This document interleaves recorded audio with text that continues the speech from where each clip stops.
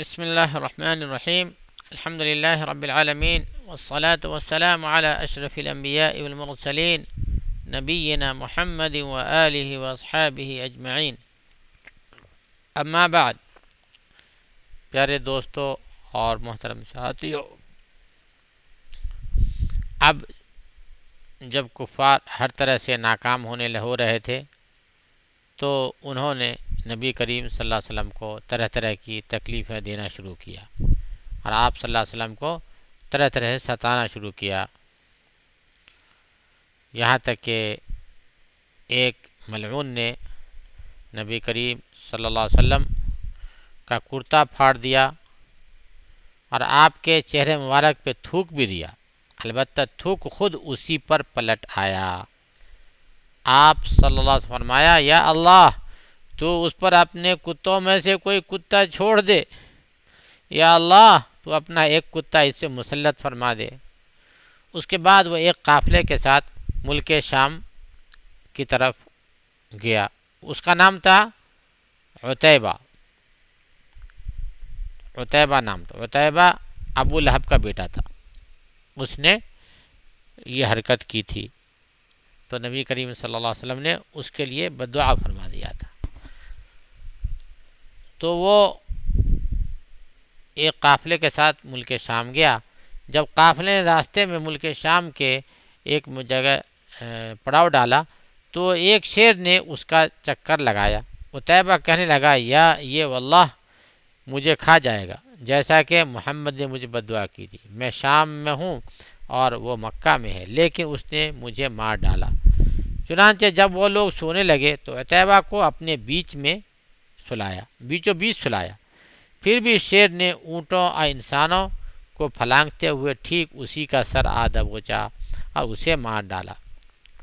اسی طرح ایک بار نبی کریم صلی اللہ علیہ وسلم سجدہ فرما رہے تھے تو عقبہ بن ابی معیط نے آ کر آپ صلی اللہ علیہ وسلم کی گردن مبارک اپنے پاؤں سے اس زور سے رو دی کہ معلوم ہوتا تھا کہ آنکھیں نکل پڑیں گی۔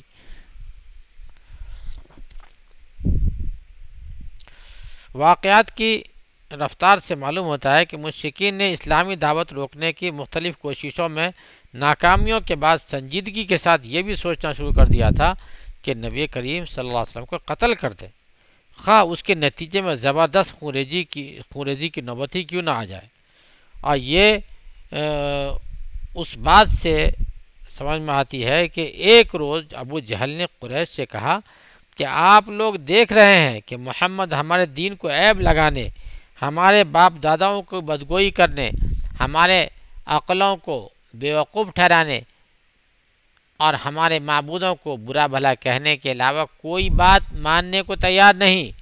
اس لیے میں اللہ سے عہد کرتا ہوں کہ ایک بھاری بھرکم اور بمشکل اٹھنے والا پتھر لے کر اس کی طاق میں بیٹھوں گا، اور جب وہ نماز میں سجدے کے اندر جائے گا تو اس سے اس کا سر کچل دوں گا۔ اس کے بعد تم لوگوں کا جی چاہے تو مجھے بچانا، ورنہ بے یار و مددگار چھوڑ دینا۔ بنی عبد مناف سے جو بن پڑے گا کر لیں گے۔ لوگوں نے کہا، واللہ ہم تمہیں ہرگز نہیں چھوڑ سکتے، تم جو کرنا چاہتے ہو کر گزرو۔ اس کے بعد صبح ہوئی تو ابو جہل ویسا ہی ایک پتھر لے کر بیٹھ گیا۔ ادھر نبی کریم صلی اللہ علیہ وسلم معمول کے مطابق تشریف لائے اور کھڑے ہو کر نماز شروع کر دی۔ قریش بھی اپنی اپنی محفلوں میں آ کر انتظار کر رہے تھے کہ دیکھے ابو جہل کیا کرتا ہے۔ اب ابو جہل نے قدم اٹھائے اور آگے بڑھا، لیکن جو ہی قریب پہنچا تو اس طرح شکست کھا کر بھاگا کہ رنگ اڑا ہوا تھا، حواس باختہ، اور دونوں ہاتھ پتھر پر چپکے ہوئے تھے۔ اس نے پتھر پھینک دیا اور قریش نے کہا، ابو الحکم تمہیں یہ کیا ہو گیا؟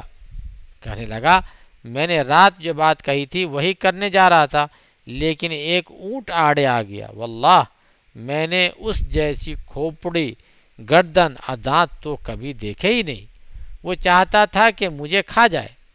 رسول اللہ صلی اللہ علیہ وسلم نے فرمایا کہ وہ حضرت جبرائیل علیہ السلام تھے، اگر وہ قریب آتا تو دھر پکڑتے۔ اس کے بعد اس سے بھی زیادہ سنگین حادثہ پیش آیا، جس کی تفصیل یہ ہے کہ ایک روز قریش حطیم میں اکٹھا ہو کر رسول اللہ صلی اللہ علیہ وسلم کے بارے میں باتیں کر رہے تھے کہ آپ اچانک آ گئے اور خانہ کعبہ کا طواف شروع کر دیا۔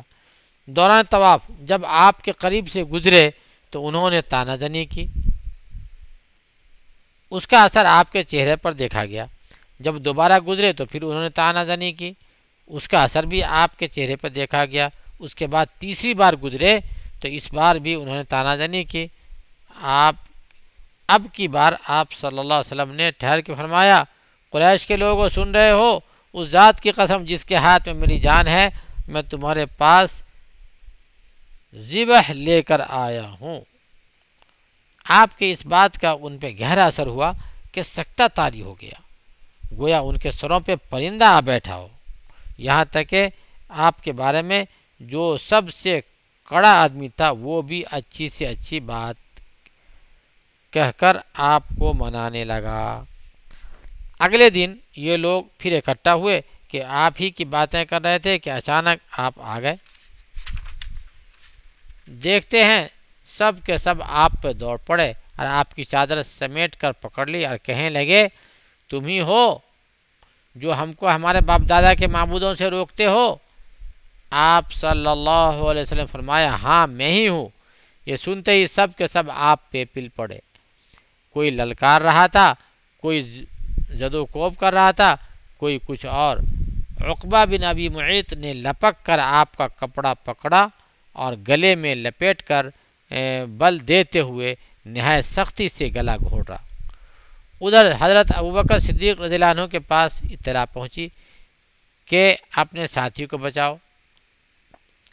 وہ دوڑ کر آئے، عقبہ کو دونوں کندھوں سے پکڑا اور دھکے دے کر نبی کریم صلی اللہ علیہ وسلم سے الگ کیا۔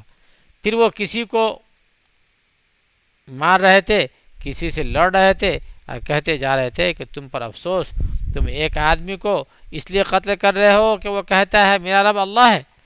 اب کفار نبی کریم صلی اللہ علیہ وسلم کو چھوڑ کر ابوبکر رضی اللہ عنہ پہ پلٹ پڑے۔ انہیں اتنا مارا کہ ان کے چہرے اور ناک میں تمیز نہیں ہو پا رہی تھی۔ ان کے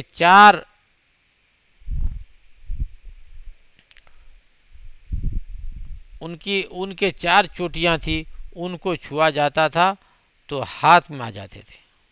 چنانچہ بنو تیم یعنی ابوبکر رضی اللہ عنہ کے خاندان والے ان کو کپڑے میں لپیٹ کر لے گئے اور گھر میں داخل کر دیا۔ انہیں ان کی موت میں کوئی شبہ نہ تھا، لیکن سر شام میں وہ بول پڑے اور جب ہوش آئی تو بولے تو رسول اللہ صلی اللہ علیہ وسلم کا حال پوچھا کہ نبی کریم صلی اللہ علیہ وسلم کیسے ہیں۔ اس پر ان کے خاندان والے نے انہیں ملامت کی اور سب وہاں سے چلے گئے۔ اس کے بعد ان پر کھانا پانی دیا گیا، ان کو حضرت ابوبکر صدیق رضی اللہ عنہ کو۔ انہوں نے اس وقت تک کھانے سے انکار کر دیا جب تک کہ رسول اللہ صلی اللہ علیہ وسلم کو دیکھ نہ لیں۔ چنانچہ جب رات کا سناٹا چھا گیا اور لوگ پرسکون ہو گئے تو انہیں دار ارقم میں رسول اللہ صلی اللہ علیہ وسلم کے پاس پہنچایا گیا۔ انہوں نے جب آپ صلی اللہ علیہ وسلم کو بخیر دیکھا تو کھانا پینا تب گوارا فرمایا۔ یوں جب ابوبکر رضی اللہ عنہ پر سختی بہت بڑھ گئی اور زندگی اور راہیں دشوار ہو گئی تو وہ ہجرت حبشہ کے ارادے سے نکل پڑے۔ برق الغماد ایک جگہ ہے، پہنچے تو وہاں کے اس کے سردار مالک بن دغنہ سے ملاقات ہو گئی۔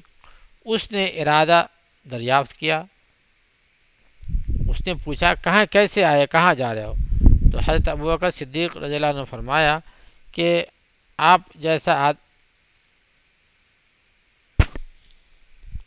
ابوبکر صدیق رضی اللہ عنہ نے بتا دیا کہ میں مکہ چھوڑ کے جا رہا ہوں۔ تو وہ کہنے لگا آپ جیسا آدمی نکالا نہیں جا سکتا، آپ خالی ہاتھ والوں کا بندوبست کرتے ہیں، صلہ رحمی کرتے ہیں، بے سہاروں کا بوجھ اٹھاتے ہیں، مہمان نوازی کرتے ہیں، حق کے مسائب میں مدد کرتے ہیں،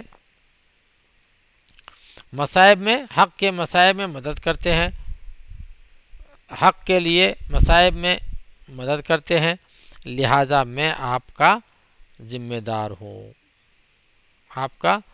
میں